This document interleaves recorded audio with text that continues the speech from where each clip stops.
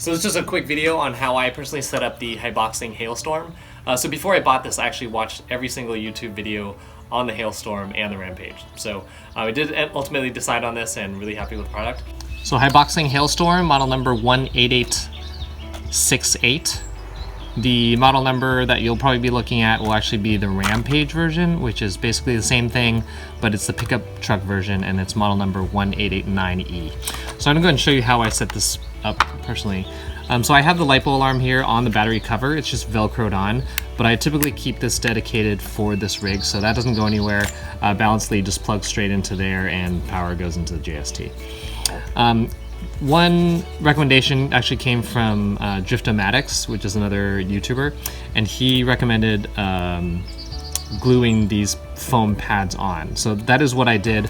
You'll notice I lost one already before I glued them, so that's something I did there. And a number of YouTubers have recommended these aftermarket shocks. These blue ones are aftermarket suspension, and these are oil-filled shocks as opposed to the friction shocks. At one point I did have the blue shocks on all four corners, but I lost the bottom cap on one of them, and so just swapped it out with the stock friction shocks. I did play around with the combination of either putting the upgraded shocks in the front versus the rear. So when you put the upgraded shocks in the front, it does allow it to turn a little bit better. It is a little bit stiffer. And so with this setup, it no longer does donuts, even if you try. It will do donuts in reverse, but not in the forward motion. So it does handle a lot better. If you do want to do donuts, you want to do a combination of the upgraded versus the friction shocks, you're going to want the upgraded ones on the back here, as opposed to what I have here on this side. Another YouTuber, TJ Jones, recommended the turnbuckle servo links, and this servo link happens to be the same length as the stock turnbuckle. And so the stock turnbuckle is just one giant piece here, but you'll see here it's adjustable. So now that it's adjustable, I'm holding it kind of facing towards us here. So now these two wheels are pretty much, the toe is pretty much parallel, or you can set it to toe in. Stock out of the box, it's going to be lit toe out.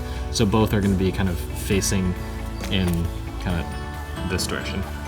So this does handle a lot better. It's pretty much night and day. I took this for a run on a new battery after adjusting these turnbuckles, and it goes pretty straight. I mean, it's straight as an arrow.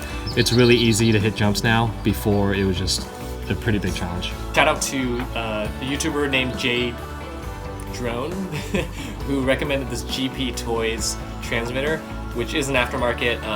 It does bind well with the Haiboxing product without any sort of custom mods or anything. You literally just turn on your transmitter as you normally do, and turn on the vehicle as you normally do, and it binds perfectly.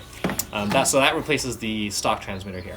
The main reason I purchased the Hailstorm is literally because of this transmitter. So it does have a slow mode. So this is for my kids. I did clock this in. Slow mode is 10 miles an hour. Normal mode is 17 miles an hour. I had used an old cell phone mounted literally to the top of this for a GPS, because I don't have one of those fancy ones. So that does add some weight. So actual will be a little bit higher than 10 miles an hour and 17 miles an hour. There's another YouTuber named Jay Drone, and he recommended this aftermarket transmitter. So this is what I use primarily when I'm driving this. When I use this with a LiPo battery in this compartment, I'm able to hit 21 miles an hour. One thing you want to be aware of when you clean this guy, as you can see, mine's pretty well used, the tires are directional. So you want to make sure that the chevron points forward.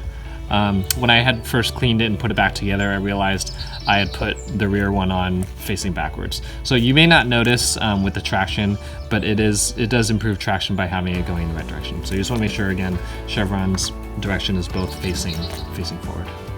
That's been my current setup, and I hope this helps out somebody.